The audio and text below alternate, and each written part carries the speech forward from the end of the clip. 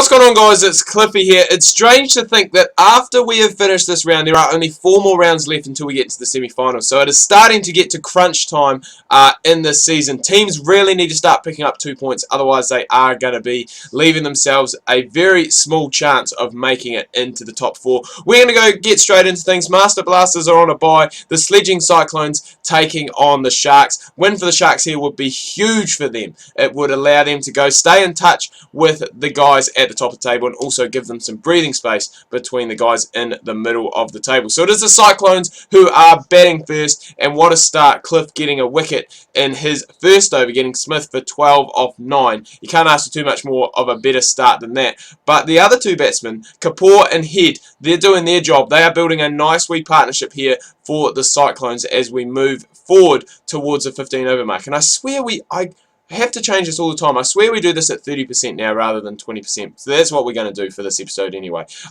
Head's gone to Baxter for 31 off 38. Kapoor has just picked up his 50. Brown is gone to Tahir for 34. And Dean has gone and picked up Kapoor for 61 off 81. So a lot happening, and that does happen when you put the speed up. It is a little bit harder to talk about everything, but the wicket's really been shared around today. But still a good total. There's been little bits and pieces done here and there by the Cyclones. 54k, he's 64. Dean's picked up a couple at the end, and 279 is actually the total that has been set here by the Sledging Cyclones, and they've got off to the perfect start. Removed Turnbull, who was a mainstay in the Sharks batting lineup, for 7 off 9, and then Cosmos gone for 1 off 3. Caught and bowled by Nadeem. So 279, and you would not imagine that as the total that was being said, especially with the, I wouldn't say flurry of wickets that had fallen, but the wickets that had fallen at regular intervals. And Sam Farnworth, he's gone and picked up his 50, but you'd have to say probably a little bit too slow from the Sharks in this chase. Bray, 48 off 86, really needed something of a bit more substance from him, a bit quicker. Farnworth mixes out on his second 100 of the competition, 94 off 111. And as I said, probably just going to be a little bit too slow here for the Sharks against the Sledging Cyclones. We had some late wickets, which we will go through. Cook got Cliff for 24 off 29. Dean, he did his bit, 40 off 33. Good game for him. Couple of wickets as well, but in the end couldn't get enough. That sees the Sledging Cyclones, hang on, head back in. They pick up the win by 44 runs. Dean, as we said, man of the match, 40 off 38. 3 for 45 with the ball. He did his bit. Rest of the players didn't really stand up for the Sharks, which was a shame. Sees them pick up a loss. A big win, however, for the Cyclones. Moves them up into 5th, and that shows you how close everything was before this game. Sitting in 9th, I believe.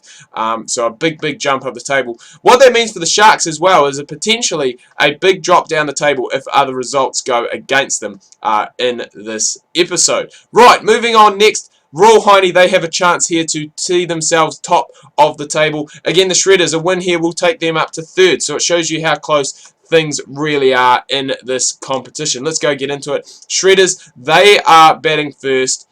And I'm really confused. I wish there was a 25% simulating speed rather than 30%, because that would make things hell of a lot easier for me. Kumar makes it into double figures today, but can't get anything of substance. 18 off 18 before he is gone to Spriggs. Caught Connor, and Dahinga can't make his 50. He was sitting on 49 for a while, finally went and gone to Callaway for 49 off 61. But the Shredders still putting on a good partnership between the number 3 and number 4 batsmen, and they are definitely doing their part, moving it up. Spriggs gets another one. He gets Corb for 47 off 68. Tahu, he's gone and passed his 50 as well. And again, it looks like a pretty big total that is going to be posted on the board here for the Royal Hiney to chase. 100 for and 2. He has just absolutely accelerated towards the end. And 4 for 285 is what is being chased. So another big chase being set up here. But the Royal Hiney, such a strong batting lineup. You wouldn't put it past them to go and chase down this big total. But we will have to wait and see. Cricket is a funny game.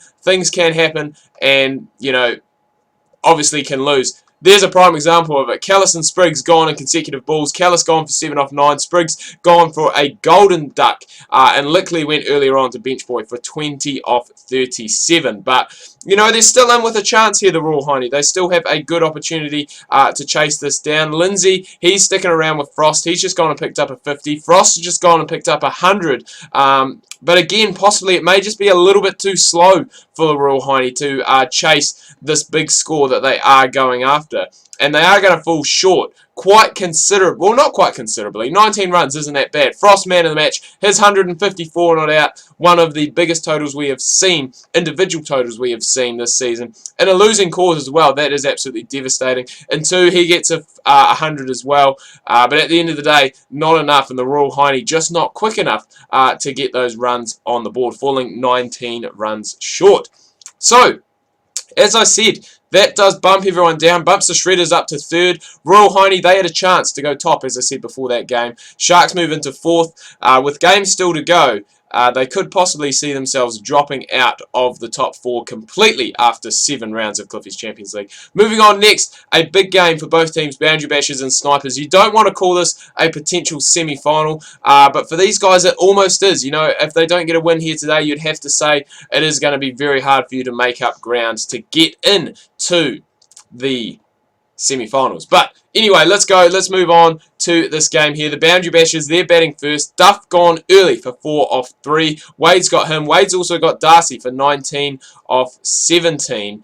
And I wouldn't say that things are looking bad here for the Boundary Bashers, because they're not by any stretch of the imagination. They've got good runs on the board, and the players that are in at the crease at the moment are playing with a good strike rate as well. So they're going along nicely, building a nice wee partnership. Jones went in past 50. Just as he passed that, Dobbs has got him LBW. Wade picks up his 3rd for the game. He's having a good game so far for 57 off 69. Bosbury gone, run out to Philippe for 24 off 27. And as we said, Wade, he's having a good game. I was going to say 3 for 36 off his 8 overs. Thomas gone for 25 off 38. Caught and bowled by Tyson Bennett.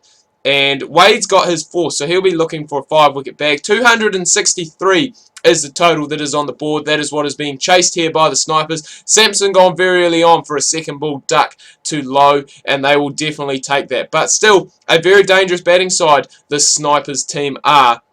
And anything really could happen. It is going to be very interesting to see what does happen, because both these players going along with a good strike rate. Whether they'll be able to chase down that 260 odd, we will have to see. Both players have just gone past 50. Henry, I think, got there first, and then Lapakis. But similar situation these two are in, I believe, to both the Sharks and the Royal Hiney, is that they just aren't going quite quick enough. Lapakis 70 off 105. Stu Henry 105.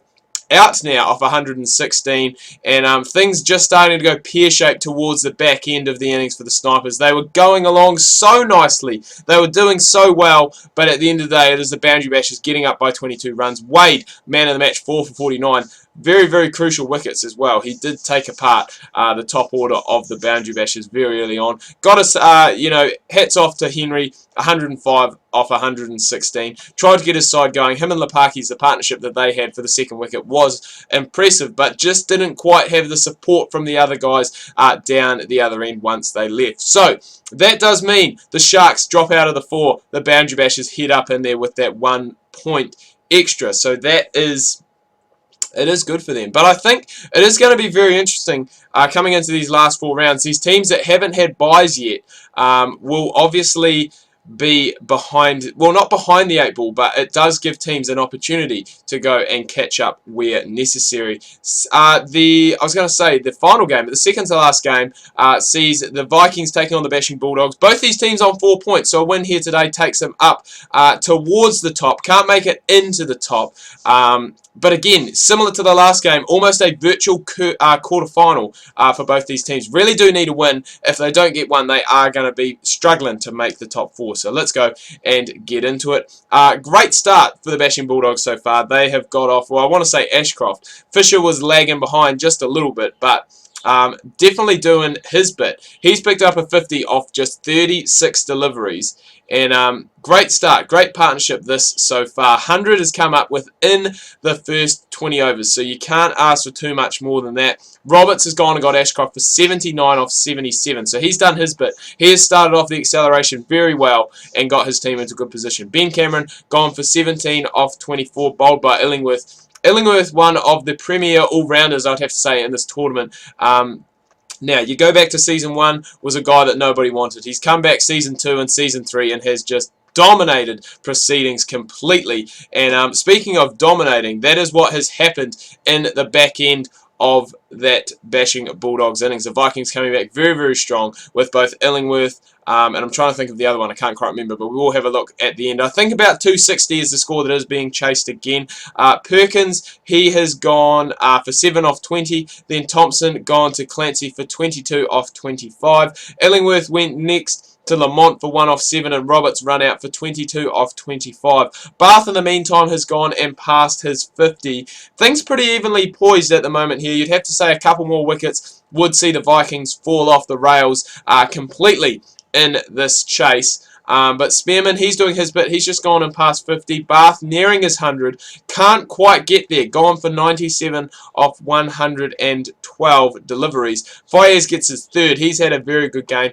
Spearman, he was the one who picked up man of the match. Illingworth, very, very expensive towards the back end of that game. 2 for 76, but Spearman, he got the job done. Really demolished that middle order. 3 for 39. For him, and he also picked up 71 off 78, so a very well deserved man of the match award to him. The Bashing Bulldogs get up by 12 runs. What that means is the Vikings will be sitting down towards the bottom. The Bashing Bulldogs still have a chance. You know, they're just outside that top 4 at the moment, and they will need a good victory here or next week, over the next few weeks, to see themselves up into the top 4. Finally, we go to Melbourne for the Wicket Takers taking on the Wolfpack. Wicket Takers here, win for them would see them climb up ahead of the Boundary Bashers into the top 4. The Wolfpack, they're kind of in a situation as the other teams. You know, they need a win just to stay in touch with that top 4 with 4 rounds left to go after this here. So, big game for both teams, and it is the Wicket Takers who are going to be batting first, with Barnes and Warner opening up, and Barnes has got off to a great start, striking it well over a run a ball, and they will be hoping that he can keep that up, which he did do, but then he has gone. Bernard's picked up a couple. He got Barnes first for 45 off 36, then Warner for 27 off 42, which leaves Ellington and Romeo in now to steady the ship. Zebel, he's got Romeo for 27 off 33. He's also got Cameron for 7 off 9, and then Hesselgreave for 1 off 4. So he's picked up 3 wickets very early on. He has bowled 8 overs, but been very, very good and very economical today. And that could potentially be the difference. Court has gone and got Ellington, played a very good knock, 58 off 81, the captain for the Wicket Takers. You've got to...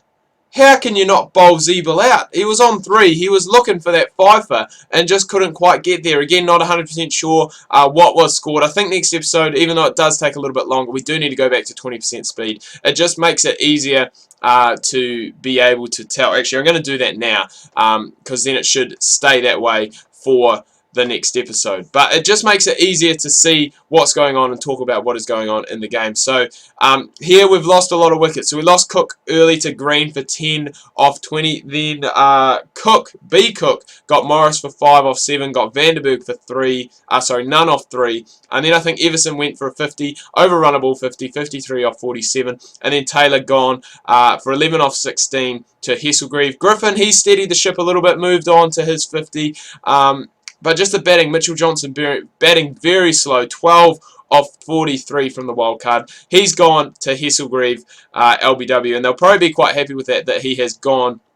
Seen the back of him because he was struggling. Griffin played a very good knock. Hesselgreave's got him too, 65 off 92, I should say. And then Cook has got Court for 17 off 9. Smart, LBW, Allen for 11 off 19. The wicket takers get up in the end by 25 deliveries, and we are going to go back because we did miss out on the back end of their innings. So Cook made 41 and Court made 26. Obviously Zebel 3 off 26. Why he didn't bowl his 10 overs, I'm not 100% sure. And then Smart picked up a couple at the end too. The Wolfpack just didn't really have the substance to go and get there. Had some good starts but couldn't really capitalise on it, which is a little bit of a shame. But the wicket takers get up there by 25 runs. Cook is your man of the match, 3 for 44 and 41 off 61 for the all-rounder. So he has done his bit. Big win for the wicket takers means that we see them head up, actually, would you believe it, to second place. So they're up into second. Boundary Bashers are knocked out of the top 4, but still 4 rounds left to go, so still plenty of time for these teams to play a little bit of catch-up cricket to make make it into that top 4.